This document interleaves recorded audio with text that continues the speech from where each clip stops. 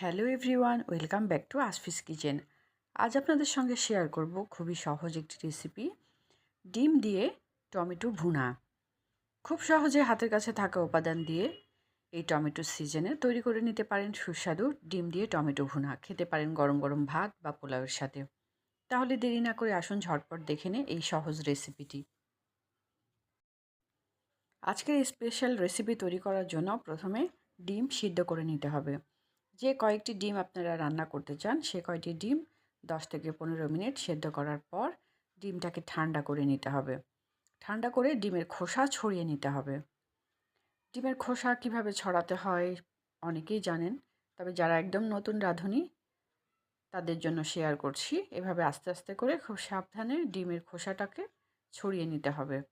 আর চারদিকে আমরা যদি একটু আস্তে আস্তে ঘুরিয়ে করি তাহলে ডিমটা ভাঙবে না এবং পারফেক্টভাবে ডিমের খোসা ছড়াতে পারবেন। এভাবে সব খোসাগুলো ছাড়ানোর পর পরিষ্কার করে ধুয়ে পানি দিয়ে ঝরিয়ে আমি ডিমটাকে ম্যারিনেট করে নিব। একটি পরিষ্কার বাটিতে ডিমগুলো নিয়ে এখানে হলুদের গুঁড়ো, মরিচের গুঁড়া, সামান্য পরিমাণ লবণ ছিটিয়ে ডিমটাকে হাতের সাহায্যে ভালো করে মিশিয়ে নিব। তাহলে ডিমের প্রত্যেকটা অংশে হলুদ মরিচের গুঁড়া লাগবে। আর ডিমটাকে আমরা হালকা করে ভেজে নিব। তাহলে কালারটা সুন্দর আসবে এবং দেখতেও ভালো লাগবে। আর কেউ যদি ডিম না ভাজতে চান তাহলে শুধু সিদ্ধ করেও টমেটোর উপরে আপনারা দিয়ে দিতে পারেন। চুলায় একটি প্যান চড়িয়ে নিলাম। প্যানের মধ্যে দিয়ে দিচ্ছি 3 থেকে 4 টেবিল চামচ পরিমাণ তেল। রান্নার যে কোনো তেল আপনারা দিতে পারেন, সরিষার তেল বা সয়াবিন তেল, সানফ্লাওয়ার অয়েল। তেল গরম হওয়ার পর এখানে দিয়ে দিচ্ছি পেঁয়াজ কুচি। 4 থেকে 5টি পেঁয়াজ কুচি করে নিয়েছি। আর দিচ্ছি 1 চামচ পরিমাণ রসুন বাটা। পেঁয়াজ এবং রসুন বাটা একটু যখন কালারটা চেঞ্জ হয়ে গোল্ডেন কালার হয়ে আসবে, এই মুহূর্তে আমি বাকি যেই মশলাগুলো একে একে দিয়ে দিব। আর মশলাটাকে খুব ভালো করে কষিয়ে নিতে হবে, তাহলে রান্নাটা টেস্টি হবে, খেতেও ভালো লাগবে। কালারটা যখন অনেকটা গোল্ডেন কালার হয়ে এসেছে, এখন আমি দিয়ে দিচ্ছি একে একে হলুদের গুঁড়া, মরিচের গুঁড়া, জিরার গুঁড়া, ধনে গুঁড়া এবং স্বাদ মতো লবণ। এখন সব উপাদানগুলো দেওয়ার পর নাড়াচাড়া করে কষিয়ে নেব। আর মশলাটা যেন পুড়ে না যায় তাই এখানে 1 কাপ পরিমাণ পানি দিয়ে দিচ্ছি। গরম পানি থাকলে গরম পানি দিলে ভালো হয়। এবার সব মশলাগুলো নাড়াচাড়া করে ভালো মতো কষাতে হবে। এদিকে আমি একটি ফ্রাই প্যানে ডিমগুলো ভেজে নেব, যার জন্য এখানে তেল দিয়ে দিচ্ছি অল্প পরিমাণ 2 টেবিল চামচ তেল দিয়ে ডিমগুলোকে ভেজে নেব। তবে সাবধান, অনেক সময় ডিম চোখে মুখে ফুটে আসে। সাবধানে নাড়াচাড়া করে কালারটা যখন চেঞ্জ হয়ে এসেছে, উপরে একটু লালচে কালার চলে এসেছে, তখন আমি ডিমগুলোকে নামিয়ে নেব। এদিকে আমি যে মশলাগুলো কষাতে দিয়েছি, মশলাটা কষানো হয়ে গেছে। মশলা কষানো ভালো মতো হলে কাঁচা যেই মশলা থাকে, পেঁয়াজ রসুনের গন্ধটা থাকবে না। এদিকে আমি 10 থেকে 12টি টমেটো স্লাইস করে কেটে নিয়েছি।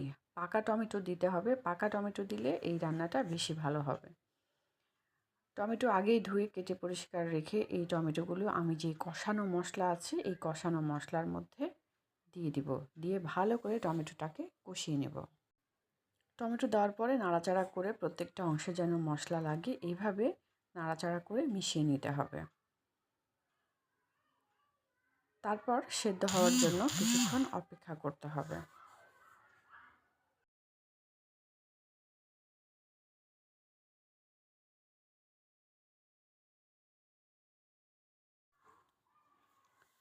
যখন সেদ্ধ হয়ে যাবে, মাঝে মাঝে একটু নাড়াচাড়া করে দিতে হবে যেন তলায় না লেগে যায়।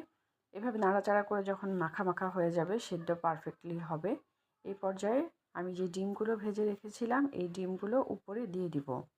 আর ডিমগুলো দেওয়ার পরে আরও 5 মিনিট রান্না করে নিতে হবে। তাহলে ডিমের ভেতরে টমেটোর যে ফ্লেভার, স্বাদটা যাবে।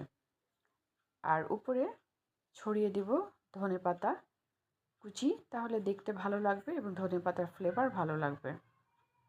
এভাবে আরও 5 মিনিট রান্না করে আমি অপেক্ষা করব।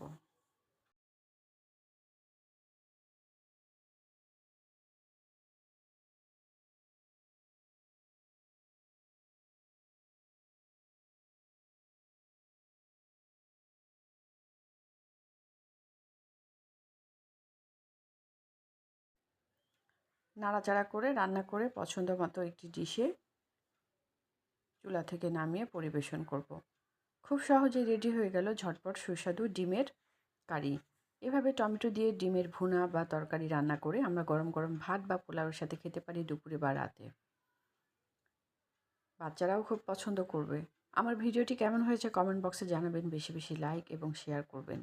দেশ বিদেশের বিভিন্ন ধরনের রান্না দেখতে চোখ রাখুন আসপিস কিচেনে। আমাদের সঙ্গে থাকার জন্য এবং ভিডিওটি দেখার জন্য ধন্যবাদ।